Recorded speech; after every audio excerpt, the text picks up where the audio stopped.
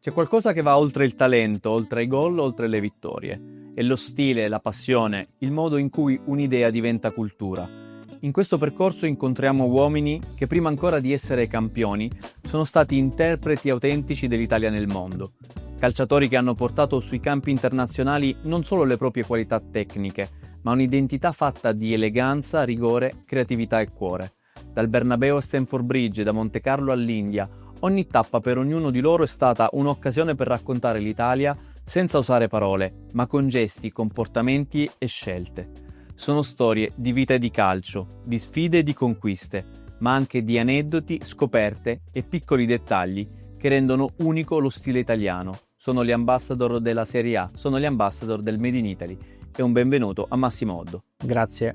Massimo Oddo, terzino della nazionale italiana, campione del mondo nel 2006, ha incarnato di fatto lo spirito italiano fatto di duttilità, sacrificio e passione. Cresciuto nelle giovanili del Milan, ha giocato in club prestigiosi come Lazio, Milan appunto, Bayern Monaco, alzando anche al cielo la Champions League. In ogni ruolo, da calciatore a tecnico, da opinionista a dirigente, Oddo ha portato il valore italiano come metodo, leadership e identità, lavorando tra Serie A e Serie B, affacciandosi al mondo mediatico internazionale anche come opinionista e commentatore. Oggi, insieme a te, vogliamo raccontare cosa significa trasferire la nostra italianità nel lavoro quotidiano con i ragazzi, nei club e in ambienti diversi. Ti chiedo pertanto, Massimo, e ti ringrazio per la tua disponibilità, hai vissuto il calcio italiano ad alto livello, poi sei diventato allenatore in contesti molto diversi tra di loro. Quanto ha contato per te mantenere sempre salda la tua identità di italiano in ogni ruolo che hai ricoperto?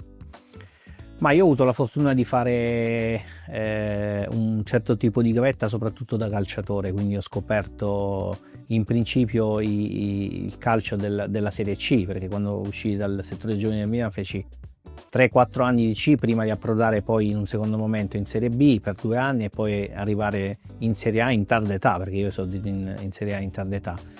E questo mi ha permesso di conoscere il calcio in diversi contesti, in diversi ambiti, perché è ovvio che ogni categoria ha le sue peculiarità e questo è stato utile anche nella formazione poi seguente come allenatore. Ho avuto la fortuna di avere tanti allenatori. Dico sempre che difficilmente in Italia si trovano allenatori che non sono bravi, perché credo che gli allenatori italiani siano tra i più bravi al mondo, o quantomeno abbiano la media più alta di essere più bravi rispetto agli altri. Poi ovviamente ci sono tantissimi allenatori esteri che hanno grandi capacità, però in senso generale quello che ti può dare un allenatore italiano, soprattutto dal punto di vista tattico, è un qualcosa che tanti allenatori all'estero non hanno. Quindi ho avuto la fortuna di avere tanti allenatori italiani e apprendere da loro sia i lati negativi che positivi, per cercare poi di trasmetterli ai ragazzi, che è quello che oggi il mio mestiere, che è il mestiere più bello, quello di insegnare, l'insegnamento in generale, poi che sia il calcio, altro sport o l'educazione o anche la semplice scuola. Penso che sia un mestiere molto, molto bello, fatto di grande responsabilità, perché devi crescere dei ragazzi, devi crescere dei giovani, non solo dal punto di vista tecnico-tattico, ma li devi crescere soprattutto dal punto di vista umano, perché sono convinto e consapevole e certo di questa cosa, che dietro i grandi calciatori, dietro i grandi campioni ci sono i grandi uomini. Difficilmente il talento può emergere se dietro non c'è la giusta convinzione, la giusta abnegazione, il giusto focus per raggiungere obiettivi importanti. Ci sono esempi costanti di giocatori che magari hanno grandissimo talento e non riescono ad arrivare a determinati livelli, viceversa ci sono tantissimi esempi di giocatori che magari hanno qualità inferiori a tanti giocatori che hanno grandi qualità, ma che emergono con la forza dell'abnegazione, della volontà di voler raggiungere a tutti i costi un obiettivo. hai risposto praticamente a quasi tutto, possiamo anche chiuderla qui, no scherzo. Vorrei fare un piccolo passo indietro, hai parlato di talento, hai parlato anche di costanza, no? Di abnegazione, tu ce l'hai avuta perché sei partito dalla Serie C, sei arrivato sul tetto del mondo, ma sei stato anche all'estero e hai vissuto maglie gloriose, parlo ovviamente soprattutto di Lazio e di Milan, ma hai vissuto anche questa esperienza a Bayern Monaco. Come venivi visto da calciatore italiano in un contesto diverso comunque come era quello tedesco, la Bundesliga? Ma io quando sono arrivato in Bundesliga era già un campionato molto di alto livello, era cresciuta molto la Bundesliga. Ovviamente sono approdato nella squadra più forte di Germania, più titolata di Germania, più seguita di Germania, ma nonostante questo io arrivavo da campione del mondo. Sono arrivato nel Bayern Monaco nel 2008, campione del mondo e campione d'Europa con il Milan, quindi ero un giocatore comunque importante, con una carriera importante e ovviamente gli aspetti tattici sono quelli che rendono i giocatori italiani migliori rispetto a quelli stranieri sotto questo punto di vista, ovviamente. Poi ovviamente all'estero ci sono altre qualità, altre caratteristiche, però diciamo che ho avuto poca difficoltà nell'inserimento tattico, perché c'è da dire decisamente che il campionato italiano magari non è il più bello, magari non è il più seguito in questo momento, ma è certamente il più difficile, perché dal punto di vista tattico c'è un'alta presenza di allenatori bravi e quindi questo fa sì che le partite siano molto molto complicate e molto molto difficili. Tralasciando per un momento l'aspetto prettamente calcistico, come quell'anno in Germania, quindi la cultura tedesca si è mixata, no? Con il tuo essere italiano, perché comunque per te era un'esperienza all'estero che insomma oggi sono diventate più frequenti. Qualche anno fa non era così scontato che il calciatore italiano andasse a giocare all'estero. Sì, quando io andai all'estero, gli italiani all'estero eravamo ben pochi, oggi credo che sia la normalità, ce ne sono tantissimi italiani che vanno all'estero e purtroppo ce ne sono tantissimi giovani che vanno all'estero, quindi non parliamo più di giocatori formati, giocatori che hanno una carriera e delle vittorie alle spalle, ma giocatori che dovranno avere una carriera magari futura di alto livello. Diciamo che l'aspetto principale diverso che c'è nell'approccio tra il calcio italiano e quello tedesco è che al centro di tutto del calcio italiano c'è la squadra, al centro di tutto del calcio tedesco, per come l'ho vissuto io, c'è il tifoso. È un aspetto completamente diverso questo, perché tutto gira intorno al tifoso. Il tifoso è l'attore principale, è quello che ti porta avanti, quello che contribuisce poi a determinati incassi, quello che ti segue, quello che spende nel marketing della propria squadra. E quindi questo è un approccio completamente diverso, c'è una totale disponibilità verso i tifosi. Io mi ricordo che alla fine di ogni allenamento c'erano sempre tifosi che seguivano, che avevano la possibilità di seguire questi allenamenti, e c'era l'obbligatorietà di firmare autografi a fine allenamento. Era una prassi, era un'abitudine, una consuetudine e bisognava farlo. Chi non seguiva questa prassi era ritenuto un maleducato.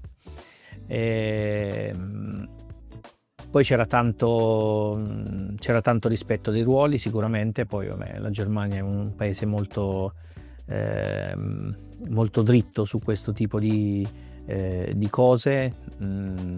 C'è un tipo di approccio dei tifosi nei confronti dei giocatori diverso, se vogliamo un po' più civile. Qui il tifoso è più caldo, è più caloroso, lì è molto più distante, non c'è il tifo che c'è in Italia. Questa è una cosa che manca. Questa passionalità, diciamo. Sì, la passionalità non c'è lì. Al massimo ti prendi due sventolate di bandiere bianche se bisogna fare una contestazione, qualche piccolo fischio e niente più. E qui il calcio è sentito in maniera molto più pesante, la pressione è molto più ampia, ed è forse questo uno dei motivi per cui all'estero magari la consuetudine di far esordire giovani in età molto precoce è un vantaggio, perché purtroppo in questi campionati non c'è la pressione che c'è in Italia dello stesso tifoso, ecco. Oddo va a giocare nel Bayern Monaco, Oddo di fatto diventa ambasciatore del Made in Italy in Germania.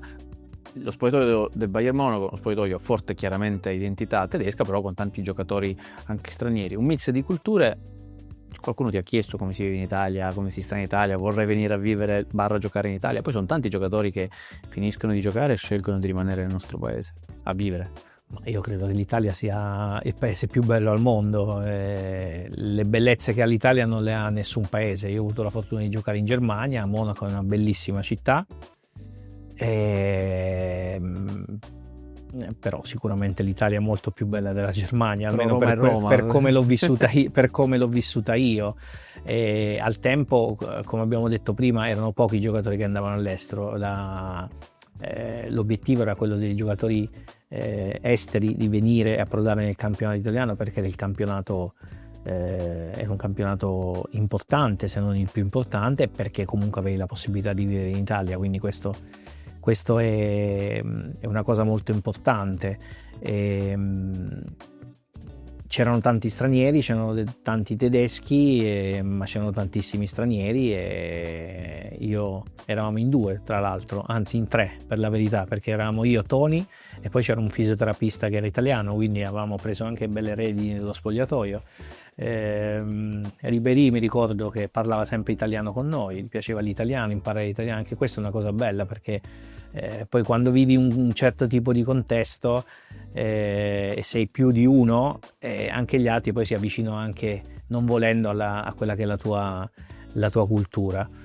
Poi dopo Ribéry, dopo anni, è arrivato in Italia. Questo sinonimo del fatto che comunque l'Italia rimane sempre ambita come destinazione per i calciatori. Adesso hai una carriera da allenatore, hai guidato squadre di Serie A, di Serie B, di Serie C, ora lavori con i giovani del Milan, con Milan Futuro. Come tecnico, quali elementi dell'identità del calcio italiano ritieni siano imprescindibili da trasferire ai tuoi calciatori? Ma guarda, dipende molto da dove lavori e che tipo di lavoro fai. Io ho fatto questo tipo di scelta, il Milan mi ha mostrato fiducia, mi ha fatto un contratto lungo, questo sinonimo del fatto che c'è un certo tipo di progetto. Il progetto personale, quello del Milan Futuro, è quello di esaltare quello che è il talento dei giovani che hai a disposizione. Poi è chiaro che all'interno di una squadra ci saranno giovani futuribili per il Milan, ma ci sono anche giovani futuribili per un campionato di Serie A o di Serie B.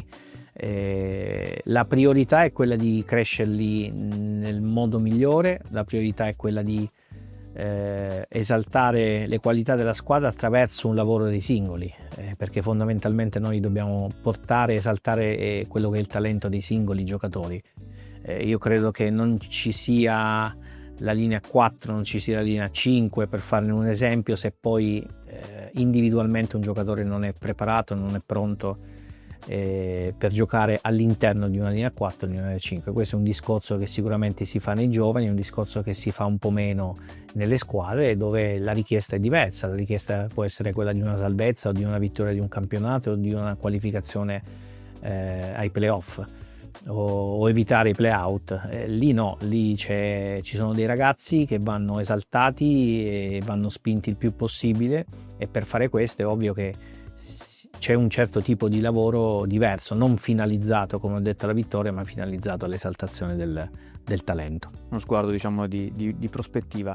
Metodo, attitudine e disciplina sono elementi che poi hanno contraddistinto la scuola degli allenatori italiani, e questa è la strada da seguire, no? Guarda, io sono convinto che alla base di tutto, della formazione anche di un giovane calciatore, ci sia la disciplina. Oggi faccio sempre dei paragoni con quando io ero giovane, quando giocavo nella primavera, e ne parlo anche con i miei ragazzi. Era tutto un altro tipo di approccio, la società è cambiata ovviamente.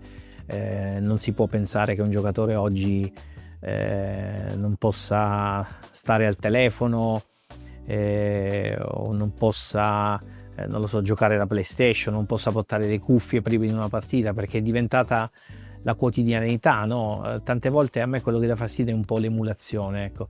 Quando hai a che fare con una squadra giovane, una squadra di ragazzi, ecco, secondo me, non parlo in questo caso di allenatore, ma parlo di educatore, quello di cercare di trasmettere dei valori che comunque rimangono importanti.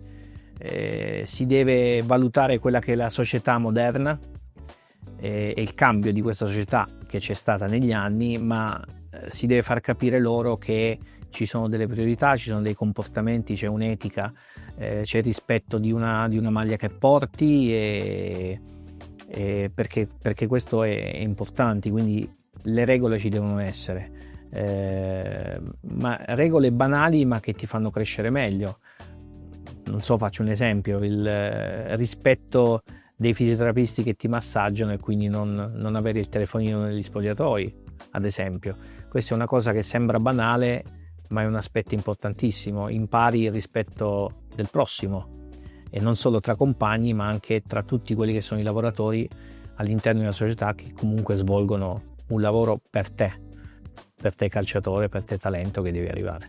Anticipo una domanda, perché mi hai offerto un assist come tanti ne hai fatto in carriera e ne facevi anche di gol belli, anche al volo sul calcio d'angolo con la Lazio, mi hai fatto vincere un po' di fantacalci, mettiamola così.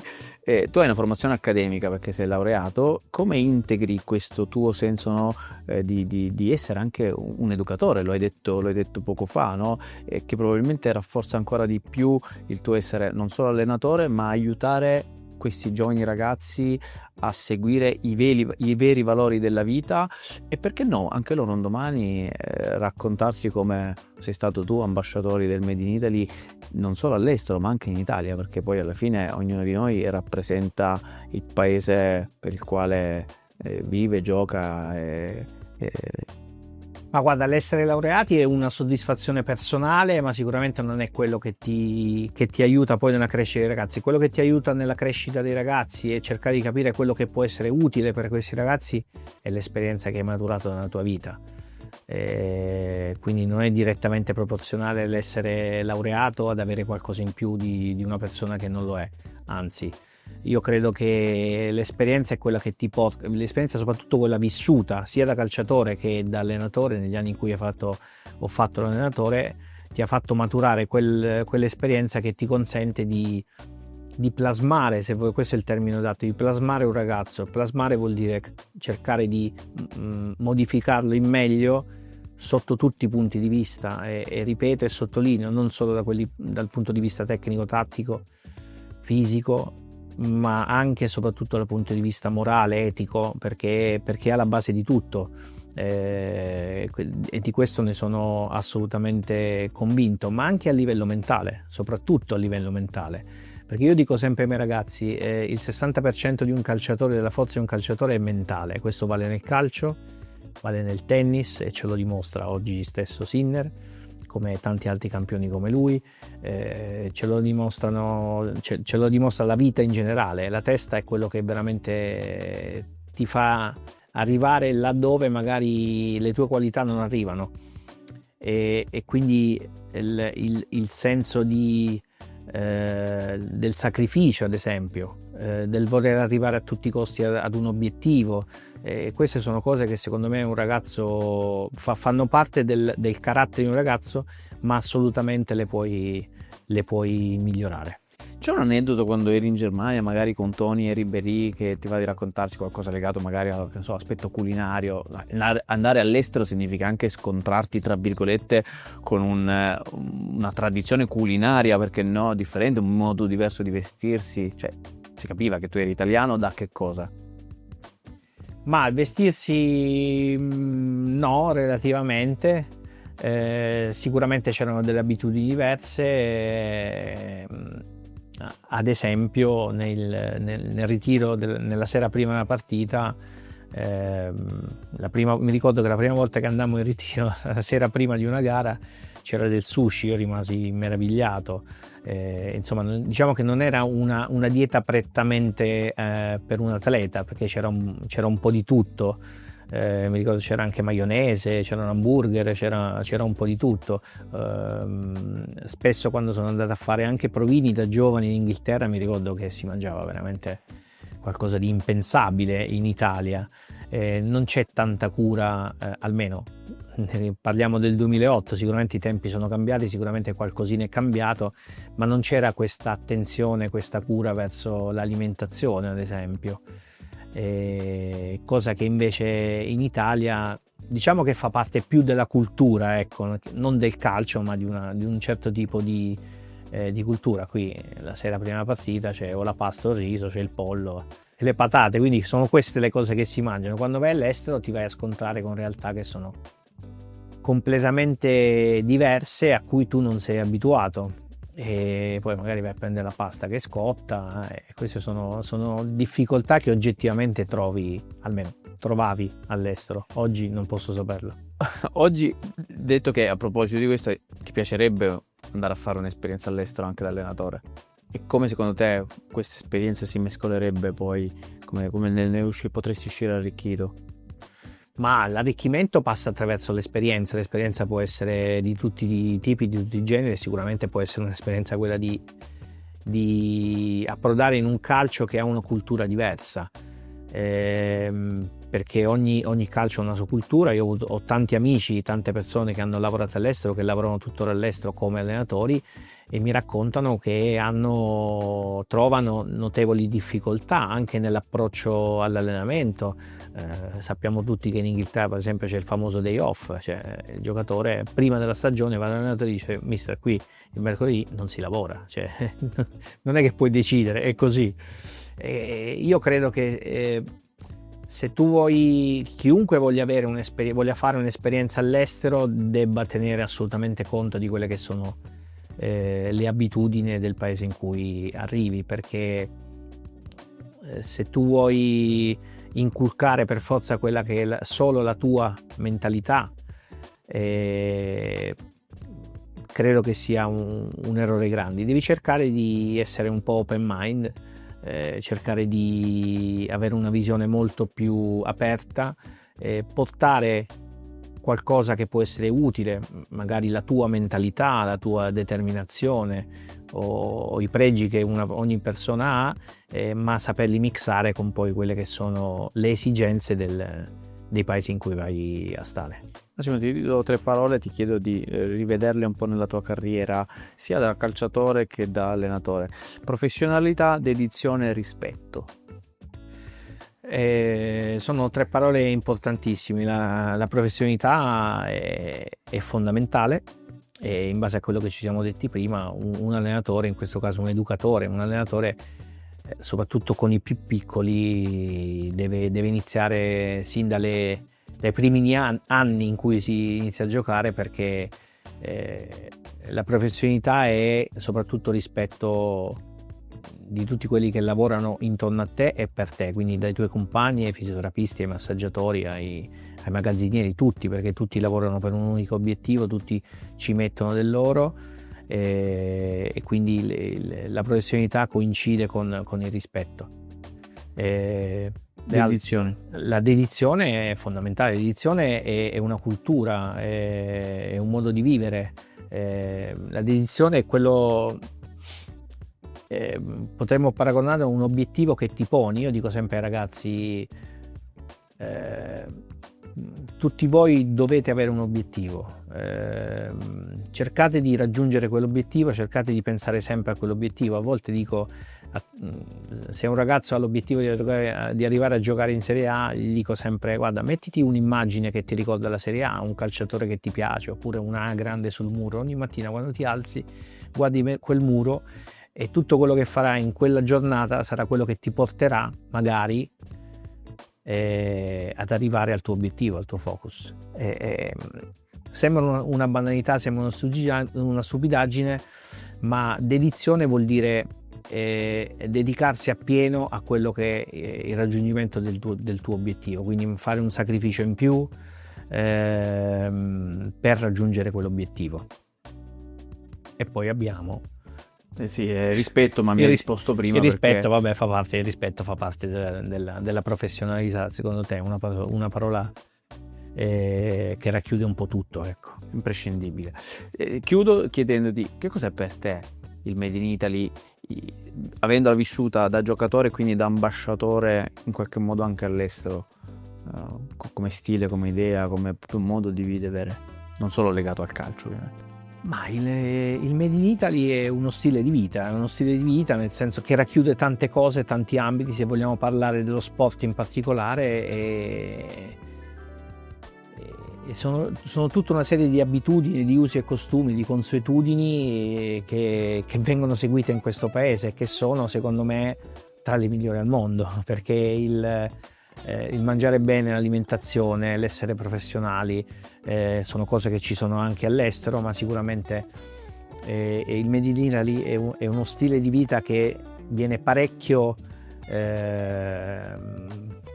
cercato di seguire anche all'estero, e questa è una certezza che ho sicuramente. Sì, ci sarà un motivo per cui ci chiamiamo il bel paese. Sì, sicuramente sì. Grazie a Massimo Oddo. Grazie a voi. Il calcio è stato il loro linguaggio, ma è l'identità italiana ciò che hanno davvero portato in giro per il mondo. In ogni spogliatoio, in ogni città, in ogni gesto hanno lasciato un segno fatto di stile, passione e rispetto, perché il Made in Italy non è solo un'etichetta, ma è un modo di essere che si riconosce ovunque, e attraverso le loro storie, la storia di Massimo Oddo, ci ricordiamo che rappresentare l'Italia significa viverla anche quando si è lontani. Grazie mille Massimo. Grazie a voi.